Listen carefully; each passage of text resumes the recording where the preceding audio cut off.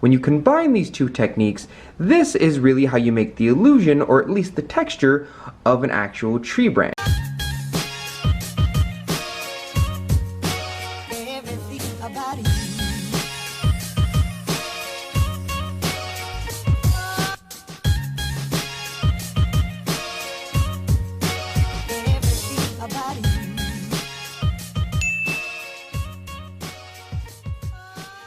Hello, you dirty potters. How are you today? Today I want to show you guys something that I feel like we should have talked about going into the intermediate section already, and that's how to do a little bit of carving. You see this cup right here? I posted this cup on my Facebook fan page and my Instagram, and people were like, "Oh my god, I've never seen you do that before!" And with that reaction, I quickly realized that not only have I never shown you guys how to actually carve, but you guys have never actually seen me carve before. You guys don't even know that I know how to carve in the first place. Carving is actually extremely easy, and in my experience there's always one person in the classroom who loves to carve. I've been to multiple classrooms, and usually I find one of 4 different types of people. I find the guy who likes to throw stuff really big. I find the person that pretty much thinks it's a production studio and they think that they can make cups and bowls all day and sell them on the side. The person who enjoys playing with glazes because they don't really care about the form. They don't want to make big stuff. They don't want to make little stuff. They just want to experiment with the chemistry of glazes. And then I find that last person, that one person who usually just makes tiny little forms like this, but they'll take them to their table, get their carving tools, and they'll just carve at it all day long. And usually this same person, if you put a pen and a pencil in front of them, can draw pretty well. I'm not saying it's a 1-for-1 ratio, but in my experience, as far as I've seen in the classroom, the person who already knows how to draw and sketch before they start the ceramic art class is usually pretty good at carving as well. So I decided to start a tiny little mini series where I show you guys how to make stuff like this and maybe go a little bit beyond this. So for today, I'm going to teach you guys how to make this texture right here. This type of carving is actually extremely easy, and it starts off with the knowledge that everything that you're going to carve or everything that you're going to make is pretty much one or two things. It's either a circle or a line or a combination of the two, that being curves and ovals and stuff like this. And the combination of multiples of those shapes make kind of an illusion, because when you really break it down, this is really just a curve right here, and these are just little tiny ovals. And with that understanding, carving's actually pretty easy, because this isn't really a drawing or a carving. This is kind of an illusion. When you break this down, this is really just a curve, right, that I kind of carved into my clay body, and these are just little ovals or ovular shapes that I kind of carved into the clay body as well. But the combination of the two, of course, make it look like leaves or a tree. Now before we get this video started, I would like to say that I am technically using a carving tool. You don't really need one of these, but specifically for this job, you can buy this at bigceramicstore.com. You can go to your local clay shop. This is a really cheap, inexpensive tool. I'm pretty sure you can even find these on Amazon. It's a Kemper tool, and one of the ends kind of has a little bit of a wider carving tool at the edge, and the other one on the other side is a little bit more sharp and longer. This makes much wider paths when you're actually drawing into something or carving into something, while this makes much narrow ones, but it will dig deeper into your clay body. We have both sides for dual utility. Although this is a really useful tool, you don't exactly have to use this. You can use a pin tool, you can use your keys, you can use almost anything to carve, but this is a little bit standard for a carving tool. This is what I really made those lines with inside this teacup here. And the thing that I made the oval shapes here that would be the leaves on this texture is my Pear trim tool. This really wasn't too hard to find. I didn't have to really buy an extra trim tool or anything. This comes standard with the packet of my trim tools. Most beginners, or at least people who do pottery, most likely have one of these, if not that kind of dual-edged one that's really for sculpture. It kind of has a square at the end. You know which one I'm talking about. Now before we get this video started, I will say that you should have already learned how to make a cup. This is technically an intermediate video, which means that I'm not going over how to actually throw the cup. If you would like to learn how to throw cups, I will post that video down below for you. I've already made a video on how to throw cups, but at least for most people who are starting off carving, I highly suggest that you have kind of a flat, nice cylinder, which is the easiest form to throw in ceramic artwork. It's just a nice straight cylinder. Making these lines or branches is probably one of the easiest things you can do in ceramic artwork when you first start carving. All you really have to do is get something that's leather to leather soft to make sure you can carve inside of it. This will definitely not work if you do it in the bone dry or leather hard phase. The clay body will not like it, and it'll look really bad. You see this bottle right here? I was up late last night carving this bottle just to show you guys what happens when you try to carve inside of bone dry clay. You can technically do it if you want to, although the more dry Stop it. That your product is when you try and carve through it, not only will the more difficult it be, but it'll also make really bad textures as you carve through it, and clay and dust silica gets everywhere, it doesn't look too good, and you're just gonna have to clean these lines out. Versus when you do it on something that's at least leather to leather soft, the lines come out a lot more clean like this. So make sure whatever you're about to carve on is at most in the leather phase. I like to have it in the leather soft phase because probably as you work on it, it's going to dry out a little bit more and it'll most likely be in the leather phase by the time you're done with it. So I highly suggest you start on this in the leather soft phase. Let's start off with making those curves. Go ahead, grab your tool. You can use the big side or the small side if you want, if you do indeed have this Kemper tool. Anchor your hand down by having part of your hand touching the cup already. Try not to do one of these. Try not to like actively write on it up here. It helps with stability if you anchor your hand down by touching the cup itself and just moving your wrist instead of moving your entire arm or hand. This has a lot less stability. Start at one point, put a little bit of pressure, and just drag while moving your wrist like this over it. This is really important, this wrist movement. You don't really have to move the rest of your hand everywhere. You don't have to move your fingers, you don't have to move your entire arm. You really just have to stabilize your hand and your elbows and move your wrist in one direction, like this.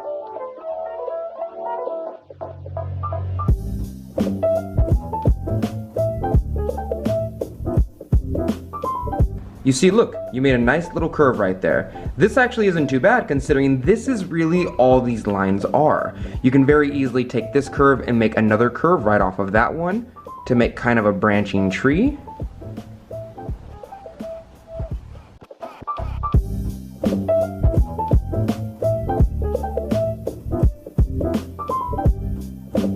Take your sponge and just wipe out these little clay boogers a tiny bit, smooth them out.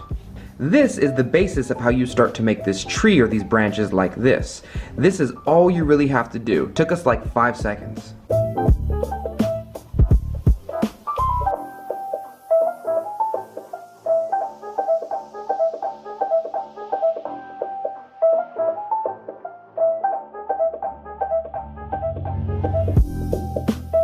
Potter tip! Pay close attention to what I mean by anchoring your hand down onto the cup itself. You'll notice that as I'm carving these lines into the clay body, my pinky is constantly attached to the cup for stability. This cannot be overstated as this is one of the primary things that allows you to make these very fluid lines here. This is one of the things that really helped me out when I first started carving myself. For quite some time I was trying to do it like a pencil and even trying to do it while like anchoring my hand down here and doing this. This is already stable enough to simply anchor down with your pinky and just draw whatever line you want on it. But keep note that as I do this, only my wrist is moving while my hand, or at least my pinky, is constantly touching the rest of the clay body while I'm anchoring myself to the actual product.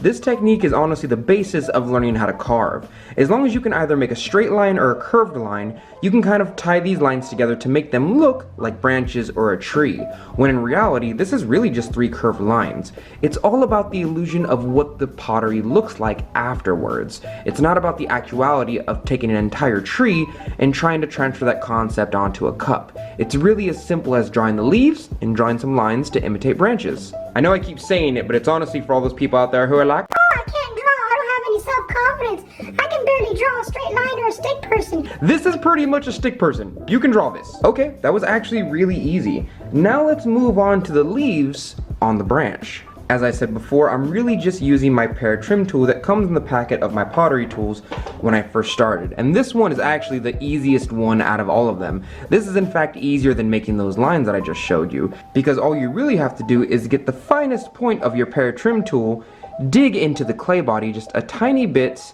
with pressure and just kind of swoop that way. You don't have to stabilize yourself, you could do it like you were drawing before. You don't have to do any of that. You really just kind of dig into the clay body and pull upwards, just like that. And you'll make one little indent, which actually really helps out with the glaze textures. I mean, that's a conversation for another time, but this actually looks really good when you put glaze on it.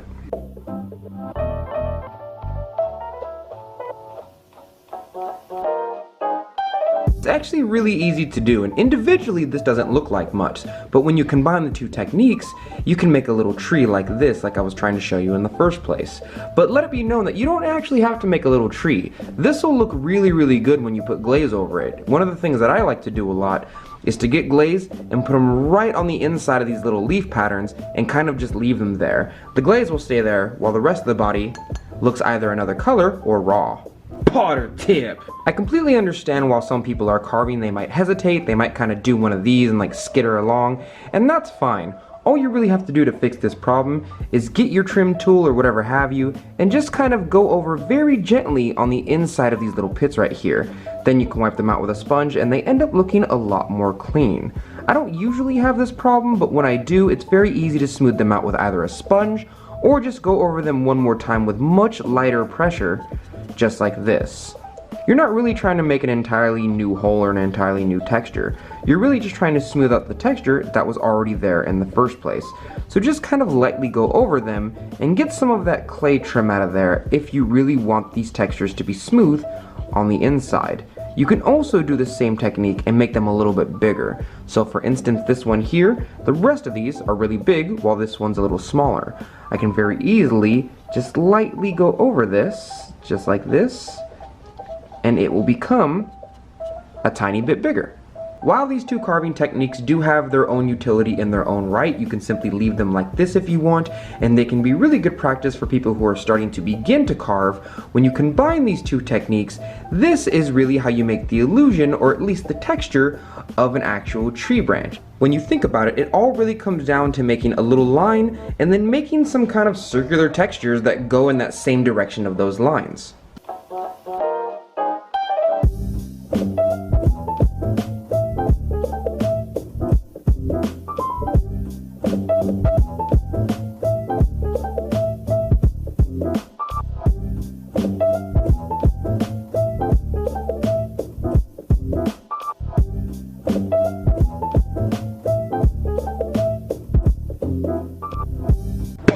Tip. This cup here that I've been showing you is kind of the standard for me as far as how many leaves you can put on one tree branch at a time. You can kind of see I've done a zigzag pattern, one here, here, and I keep going while putting one leaf at the very top of each branch. This is probably the first cup that has an etched surface like this that I've made in quite some time, and I was quickly reminded of a general rule I like to follow while I was making this etched surface. You see, there was a point in time where I just went etch crazy with this type of texture. When I first figured out how to do this, I carved almost everything. That's why this cup right here is carved on this side, and this side, and this side, and this side. I was doing little experiments because I haven't done this in so long that I wanted to really get the feel back in my hands for it. But when you're making a pattern like this, especially when you're making a bunch of little tiny patterns on a pattern like this, one pattern and then a bunch of little leaves, there definitely is a point where less is more, and if you put too many, it kind of looks far too busy for the cup. This bottle here is a prime example of something that you would not want to do when carving. I get it, I totally understand that when you're carving stuff like this, you want to get as much practice as you can in, you want to learn more, and because of that, your body wants to keep doing this motion over and over again so it can get that kind of kinetic experience. But honestly, you don't really need this many. You see, this bottle right here has far too many of these leaves. In fact, I would say it's way too busy for the human eye to look at. It's just all clumped together, there's far too many leaves. I kind of just did this because I went carb happy one night and I immediately regretted it. This is far too many branches and leaves.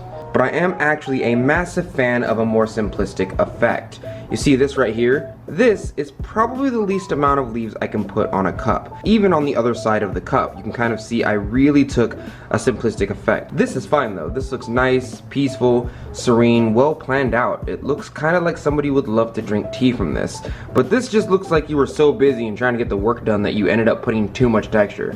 I know we haven't really gotten into this point in the videos yet, but as a general rule, I like to stick to 3, 5s, and well, you can't see my other finger, but 7s. That was a very long Potter tip, and it was generally my way of saying don't do this. There's too many dots. If you're specifically making this tree pattern, there are a couple of things that will ruin this texture.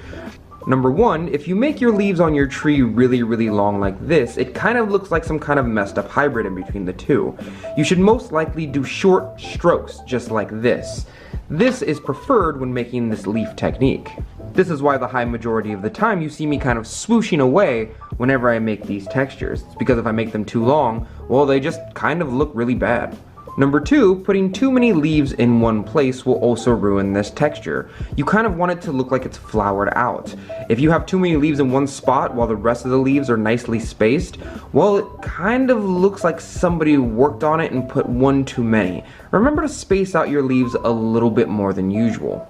And the third and final thing that I found that really messes this texture up is that if the branches are pointing a certain way and you put the leaves in the opposite direction, it actually looks very, very strange. I'm not sure why, I don't have a real reason for it, but whenever I make this texture here, if you end up pushing the branches out this way, but you end up making the tree leaves go downwards, or you end up making them go horizontal to the actual tree branches, it ends up looking really strange. The high majority of the time, it looks way better if you just have them branched outwards, kind of in an up and out angle, just like the branches. But imagine if I took this cup right here and just started making textures going downwards instead of upwards the entire time, as if the tree wasn't growing outwards, instead it was growing downwards with the leaves as the branches were growing outwards. It would look really strange. I've actually never seen a tree like that in the first place, so that's probably why it looks weird.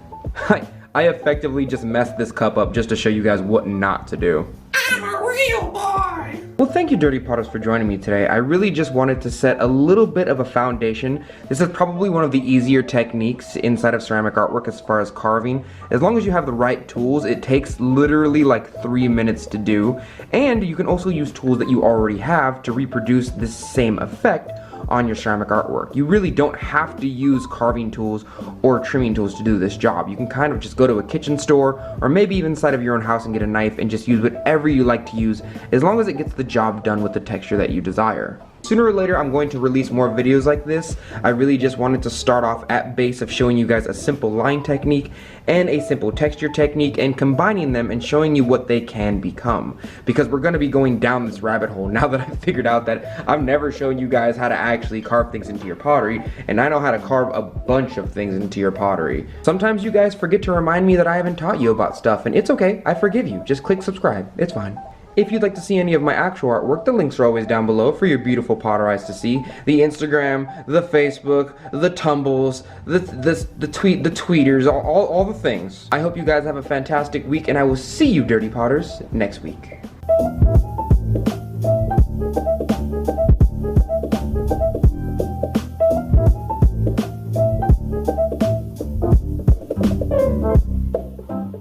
This is a cup that I made off screen. Yes, I make things without asking your permission. You're not my real dad.